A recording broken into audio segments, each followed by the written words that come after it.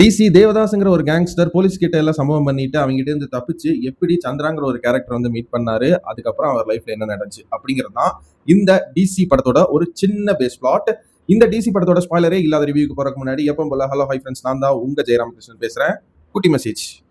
இப்போ இந்த மூமெண்ட்ல ஒன்று தோணுது இல்ல, இதை நினைச்சா இப்பவே நீங்க பண்ணலாம், அதை பண்ணக்கூடிய ஆள் தான் நீங்க. இவங்க அதை பண்ணா தப்பா நினைச்சிருவாங்க, இவங்கள நான் சாட்டிஸ்ஃபை பண்ணும், அவங்கள நான் இம்ப்ரெஸ் பண்ணும் அப்படின்னு மைண்டுக்குள்ள நினைச்சிட்டு இந்த விஷயத்தை அப்புறம் பண்ணலாம் அப்படின்னு தள்ளி போட்டு இருந்தீங்கன்னா, இந்த இப்போ நீங்க பண்ணலாம்னு நினைக்கிற அந்த ஒரு மூமெண்ட் போயிடும். 100% கான்ஃபிடென்ட்டா இருந்தா அந்த விஷயத்த இப்பவே பண்ணி முடியுங்க. ஃபுல் ஃபோர்ஸோட கண்டிப்பா உங்களுக்கு அது வந்து பாசிட்டிவா முடியுதோ நெகட்டிவா முடியுதோ அந்த விஷயத்த பண்றதுனால ஒரு சக்சஸ் அடுத்து இந்த மாதிரி நம்ம கான்ஃபிடென்ட்டா பண்ண முடியும் அப்படிங்கிற ஒரு எக்ஸ்பீரியன்ஸ் கிடைக்கும். அந்த விஷயத்து மூலியமா ஏதாவது ஒன்று தப்பாவோ ரைட்டாவோ கண்டிப்பா கத்துப்பீங்க. டிசி இந்த படத்துல இருக்க கேரக்டர்ஸை பத்தி பேசணும்னா வந்து எல்லா கேரக்டர்ஸுமே வந்து ஒரு ஸ்டெடிக்குள்ள போக வேண்டிய ஒரு கேரக்டர்ஸ் தான். ஏன்னா ஒரு மாதிரி ஆர்வக்கோளாரா பரபரப்பா ஏடாகூடமா ஏழ்ரை இழுக்கிற கேரக்டர்ஸ் தான் எல்லாமே. அந்த மாதிரி எப்படி யோசிச்சு இப்போ வந்து கரண்ட்ல நம்ம ஒரு பிரச்சனையில மாட்டிக்கிட்டா அடுத்து என்ன பண்ணும் அடுத்து என்ன பண்ணும் இந்த தப்பி இந்த பிரச்சனையில எப்படி மாட்டினா அவனை போட அப்படின்னு சொல்லி ஒரு மாதிரி ஒரு வைலண்டான ஒரு கேங்ஸ்டர் மைண்டுக்குள்ள நம்ம போனா ஒன்று யோசிப்போம்ல, அந்த மாதிரி ஒரு பரபரப்போடையே வந்து ஒரு ஸ்கிரீன் பிளே ஒரு கேரக்டர் ரைட்டிங் வந்து வச்சிருந்தாரு. அந்த பரபரப்புலையும் ஒரு நிதானமான ஒரு கேரக்டர் ரிடம்ஷனா இருக்கு. அந்த கேரக்டர் டீடைலிங்கு, இந்த கேரக்டர் ஏன் இந்த கேரக்டரை மீட் பண்ணுது, இந்த விஷயம் ஏன் சம்பந்தம் இல்லாம நடக்குது அப்படின்னு வந்து ஒரு இந்த கதைக்கு நெருக்கமான ஒரு ஸ்டோரி நரேஷனுங்கிறது வந்து படம் பார்க்கறதுக்கு யதார்த்தமா நடந்த மாதிரி இருக்கும். பட் அதுக்கான பேக்ரவுண்டா வந்து இது ஒர்க் அவுட் ஆகுமா ஆகாதா அப்படின்னு வந்து அசிஸ்டன்ட் டைரக்டர்ஸ் கிட்டையும் ஸ்கிரீன் பிளே ரைட்டர்ஸ் கிட்டையும் ஒர்க் பண்ணி இது வந்து ஒரு ஃபவுல் பிளே மாதிரி வந்து பிளே பண்ணி அது வந்து ஒரு ஸ்கிரீன் பிளே மாதிரி வச்சு கான்ஃபிடென்ட்டா அது அடிக்கும் அப்படின்னு நம்பி அருண் மாதேஸ்வரன் இந்த படம் எடுத்தார்ல, அதுக்கு அவருக்கு ஒரு பெரிய அப்ரிசியேஷன் கொடுத்தே ஆகணும். ஏன்னா எனக்கு பர்சனலா அந்த ஒரு கிறுக்குத்தனம் படத்துல சூப்பராகவே ஒர்க் அவுட் ஆச்சு. அதுதான் வேணும். இவன் வந்து அடிக்கணும், அவனை வந்து போடணும், முடிச்சணும். அதுக்கு தானே இந்த கேரக்டர் எழுதியிருக்கா. எதுக்கு அதை போட்டு இழுத்துட்டு அப்படியே 2.5 மணி நேரம் படத்துல போட்டு ஜவ்வு மாதிரி பார்த்துக்கிட்டு அப்படிங்கிற மாதிரி எல்லாம் இல்லாம அந்த கேரக்டர் அவனை போடுதுன்னா அந்த சுச்சுவேஷன் அந்த மாதிரி இருக்கு. அந்த சுச்சுவேஷன் ஏன் அந்த மாதிரி இருக்குன்னா இதுக்கு முன்னாடி அந்த மாதிரி நடந்திருக்கு அப்படின்னு ஒரு ப்ராப்பரான ரைட்டிங் அவர் ஸ்டைலில் எழுதியிருக்காரு. எனக்கு பர்சனலா அவர் எடுத்த சாணிக் ஆயுதம் தவிர எல்லா ப்ராஜெக்ட்ஸ் அண்ட் படங்களுமே பிடிக்கும். அந்த மாதிரி ஒரு ப்ராமிசிங் டைரக்டர் தான் அருண் மாதேஸ்வரன். அவர் ஒரு இந்த மாதிரி டிசி மாதிரி ஒரு ப்ராமிசிங் படம் தான் கொடுத்துருக்காருன்னு நம்புறேன். ரெண்டாவது, இந்த படத்தோட இன்னொரு டைரக்டர், நான் மியூசிக் டைரக்டர் கம்போசர்னு சொல்ல மாட்டேன், இவருமே இந்த படத்துக்கு ஒன் ஆஃப் த டைரக்டர் தான் சொல்லுவேன். யாருன்னா அனிருத் ரவிச்சந்திரன். 15 ட்ராக்ஸ். ஹாலிவுட் படத்துல ஒரு சவுண்ட் ட்ராக்ஸ் வந்து ஒரு இண்டிபெண்டன்ட் ஆர்டிஸ்ட்ல இருந்து வாங்கி எல்லாம் போடுவாங்க. அது படத்துல வரும்போது நல்லா இருக்கும். அது இல்லாம அந்த படத்தோட மியூசிக் டைரக்டரும் அந்த ஹாலிவுட் படத்துக்கு ஒரு மாதிரி ஒரு மியூசிக் பண்ணியிருப்பாரு. அந்த மாதிரி ஒரு ஸ்டாண்டர்ட் மீட்டரை மனுஷன் போட்டு நொறுக்கிட்டாரு அனிருத். 15 சாங் இருக்கு அப்படின்னு வந்து நோட்டீஸ் பண்ணி பார்த்தா தான் தெரியும். அந்த மாதிரி கதைக்குள்ள அதுவுமே ஒரு கதையா தான் வந்து அந்த சாங் பிளே ஆகிட்டு இருக்கும். அனிருத் பண்ணாதான் இந்த மாதிரி சில விஷயங்கள் நடக்குங்கிறதுக்கு இந்த படம் ஒரு பெஸ்ட் எக்ஸாம்பிள். ஏன்னா ஒரு ஆர்டிஸ்ட் வராங்க, அவங்களுக்கு கிளாப் பண்றவங்க இருக்காங்க, செலிபிரிட்டியா வந்து பெரிய ஸ்டார் அப்படின்னு வந்து நினைச்சு இது பண்றவங்க இருக்காங்க. இந்த டைரக்டர் இந்த சீன் சூப்பரா வச்சிருக்காங்க, கிளாப் பண்ணவங்க இருக்காங்க. பட் அனிருத் படங்களுக்கு மட்டும் அனிருத்தோட மியூசிக் கிளாப்ஸ் வாங்குவார் அவரு. அது படம் மொக்கையா இருந்தாலுமே அவரோட மியூசிக் தனியா வந்து ஆடியன்ஸ் கிட்ட பேசும். அந்த மாதிரி இந்த கதையுமே ஒரு லெவல்ல இருக்குது மேல. இவரோட மியூசிக்கும் அதே லெவலில் கொண்டு வந்து ரெண்டும் அப்படியே கொலாப்ஸ் ஆகும்போது பூம் வெடிச்சிருச்சு. அந்த மாதிரி ஒரு பம்ப் டப்பா தான் வந்து இந்த படத்தை பார்த்தேன். இப்பவும் அந்த ஒரு பம்ப் டப் எனர்ஜியில தான் இருக்கேன்.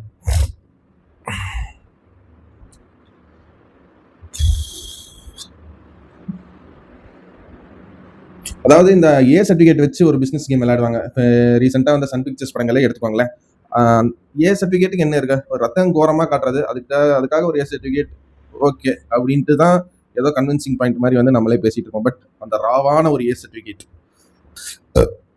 அந்த பியூரான வைலன்ஸ் என்ன அப்படிங்கிறத ராக்கிலே காட்டிட்டாரு. ஓகே, பட் ராக்கில காட்டினா மட்டும் பத்தாது, நான் டிசிலையும் எடுத்து காட்டுறேன்னு சொல்லிட்டு இந்த படத்துலையுமே வந்து மனுஷன் அவரோட ஏன் ஏ சர்டிஃபிகேட் அதுக்கான ஆன்சரை வச்சிருக்காரு படத்துல. நம்ம ஆடியன்ஸு பார்த்தீங்கன்னா இதெல்லாம் வந்து சாத்தியமே இல்லை, கண்டிப்பாக பார்ட் 2 வரும் அப்படின்லாம் வந்து கஜா முஜான்னு வந்து நான் பதில் பேசிகிட்டே இருந்தாங்க. அதுக்கெல்லாம் நீ வெயிட் பண்ண வேணாம், இப்போவே நான் முடிச்சு காட்டுற மாதிரி பண்ணி படத்தை முடிச்சு விட்டாரு.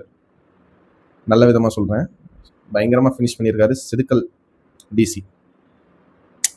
ஓகே. ரொம்ப இந்த படத்த பத்தி பாசிட்டிவாவுமே வந்து சொல்லிட்டே இருக்கேன். என்னடா ஓவரா போறான் அப்படிங்கிற ஒரு ஃபீலுமே வந்து உங்களுக்கு பார்க்கறதுக்கு இருக்கும். ஏன்னா, இது one way of expressing the ஹாப்பினஸா இருந்தாலும், பெர்சனலா எனக்கு இந்த படத்துல இருக்க நெகட்டிவ் என்னன்னு கேட்டீங்கன்னா, டயலாக்ஸ் நல்லா தான் சில பொயட்டிக்கா கவிதை மாரியெல்லாம் சில டயலாக்ஸ் எல்லாம் பண்ணியிருக்காரு. பட் இருந்தாலும் இந்த டயலாக் டெலிவரிங்கிறது கேமரா போடுறான் அப்படிங்கிற மாரி ஒரு ஃபாஸ்ட் பேஸ்ட் மோட்ல பேசுன மாரி இருந்துச்சு.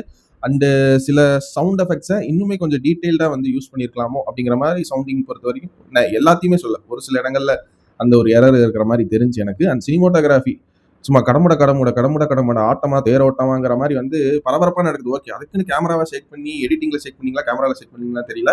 அந்த மாதிரி ஒரு ஷேக் வந்து கேமரால இருந்துச்சு. அதே மாதிரி தான் வந்து சில க்ளோஸ்அப் ஷாட்ஸ் அவ்வளோ க்ளோஸ்அப் எல்லாம் போய் காட்டணுங்கிற மாதிரி தெரியல இந்த படத்துக்கு. ஓகே, அவரோட பெர்ஸ்பெக்டிவ்ல இந்த சீன் இப்படி தான் காட்டணும்னு நினைச்சிருக்காரு. பட் எனக்கு நார்மலாவே காட்டியிருக்கிற மாதிரி தான் தெரிஞ்சு. இது என்னோட பர்சனல் நெகட்டிவ் தான் இந்த படத்தை பார்க்கும்போது. மற்றபடி ஃபினிஷ் பண்ணிட்டாரு படத்தை. கண்டிப்பா ஜாலியா போய் பாருங்க. இந்த படம் வந்து என்ன எதிர்பார்த்து போவீங்க? ஒரு ராவான ஒரு ஆக்ஷன் சீக்வன்ஸ் எதிர்பார்ப்பீங்க. ஒரு Arun Matheswaran, Lokesh, A certificate film இந்த மாதிரி இருக்கும், அந்த மாதிரி சீன் இருக்கும் அப்படின்லாம் எதிர்பார்த்துட்டு ஒரு மாதிரி வருவீங்க. நான் என்ன சொல்றேன்னா, அந்த எதிர்பார்ப்பெல்லாம் இருக்கு. ஆனா நீங்க எதிர்பார்த்த மாதிரி இருக்குமாங்கிறது தான் டவுட். ஸோ அதனால அந்த சீனை அந்த மூமெண்ட்ல என்ஜாய் பண்ணுங்க. நல்லா தான் எடுத்திருக்காங்க.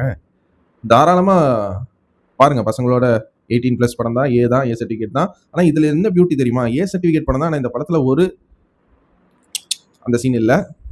பட் அந்த ராவான ஆக்ஷனுக்கு ரத்தம் தெறிக்க தெறிக்க இருக்கிற அந்த ஒரு விஷயத்துக்கு ஒரு கான்ட்ரவர்சியலான ஒரு ஒர்க்குக்கு அவங்களுக்குமே வந்து ஒரு பொயட்டிக்கான ஒரு ரைட்டிங், இவங்களுமே ஒரு ஹியூமன் பீயிங் தானே, அவங்களையும் ஒரு மனுஷனா பாருங்க. அவங்களும் இந்த ஸ்டீரியோ டைப்ல வச்சு பூமர் மாதிரி பண்ணாதீங்க. பூமர் மாதிரி பண்ணீங்கன்னா கண்டிப்பா தேவதாஸ் மாதிரி ஒரு கேரக்டர் வரலினாலும் மேல ஒருத்தர் இருக்கான், அவங்க ஒண்ணுச்சுமா அது உங்களுக்கே தெரியும் நீங்க பண்றது தப்புன்னு. அந்த மாதிரி சில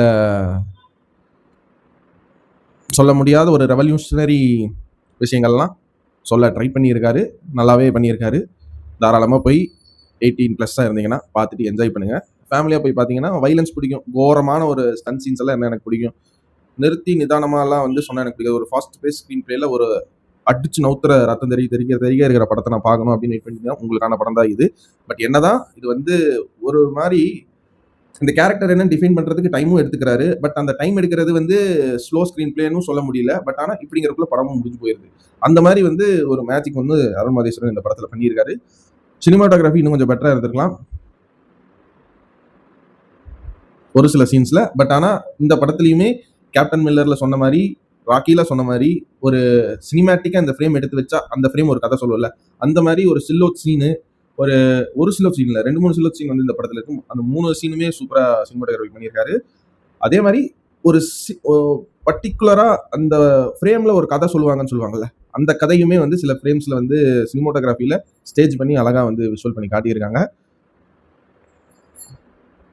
பட் ஸ்டில் சில சினிமோட்டோகிராஃபி எரர்ஸுமே பர்சனலா எனக்கு ஃபீல் ஆச்சு இந்த படத்துல. அதை நெகட்டிவ்ல ஆல்ரெடி சொல்லிட்டேன். Actors performance wise Lokesh Kanagaraj அவர் தாங்க தெரியுறாரு. அவரை தாண்டி ஒருத்தர் ஓவர் ஷேடோ பண்றாருன்னா அவங்க தான் வமிகா கபி சந்திராங்கிற கேரக்டர்ல வாவ் அப்படியே சைலண்டா பார்த்துட்டு இருக்கோம். என்னடா இந்த பொண்ணு இப்படியெல்லாம் பண்ணுது அப்படிங்கிற மாதிரி ஒரு ஆக்டிங் பெர்ஃபார்மன்ஸ் வந்து கொடுத்துருக்காங்க. ஆ அப்படிங்கிற மாதிரி இல்லை. இந்த கதையில சந்திராக்கு என்ன தேவையோ அந்த சந்திராக்கான ஒரு ஆக்டிங் பெர்ஃபார்மன்ஸ் கொடுத்துருக்காங்க. தேவதாஸுக்கான அந்த ஒரு ஆக்டிங் பெர்ஃபார்மன்ஸை லோகேஷ் கனகராஜ் கொடுத்துருக்காரு. கன்வின்சிங்கா நடிச்சிருக்காங்க. அவ்வளவுதான். அவங்க 2 பேர்த்தையும் தாண்டி கிட்டிங்கிற ரோல்ல பிளே பண்ணாத ஜல்ஜங்காக்ல ஜங்கா வருவார்ல அவரு, அப்புறம் கருப்பன் கேரக்டர் சரத் வந்து ஒரு மாதிரி ஒரு டார்க் ஷேடட் கேரக்டர் பிளே பண்ணியிருப்பாரு காமெடியா. அவரா இருக்கட்டும், எல்லா கேரக்டர்ஸுமே நின்று பேசுங்க. அது வந்து நெகட்டிவ் கேரக்டர்ஸா இருந்த போலீஸ்காரா வரவர் அந்த கிரைம் மேன்ஸ்ல இருந்து அவரெல்லாம் வந்து ஒரு ஃபேமிலி மேனா இருந்து ஒருத்தர் நடிச்சிருப்பாரு. அவரு சின்ன சின்ன ரோல்ஸ்ல நடிச்சவங்க எல்லாருமே ரொம்ப ரொம்ப ரொம்ப இந்த படத்துக்கு தேவையான ஆக்டிங்கை கொடுத்து இந்த படத்தை ஒரு ஸ்டாண்டர்டுக்கு வந்து கொண்டு வந்து நிறுத்தியிருக்காங்க. கண்டிப்பா போய் தியேட்டர்ல பாருங்க 18+ இருந்தீங்கன்னா. அவ்வளவுதான். முடிஞ்ச அளவுக்கு ஸ்பாயிலரே இல்லாம இந்த டிசி படத்தை பத்தி நான் எல்லாத்தையுமே வந்து கவர் பண்ணிட்டேன்னு நினைக்கிறேன். இந்த டிசிக்கு என்னோட ரேட்டிங் என்னன்னு கேட்டீங்கன்னா 100க்கு தாராளமா ஒரு 90 மார்க்ஸ் தருவாங்க. டிசி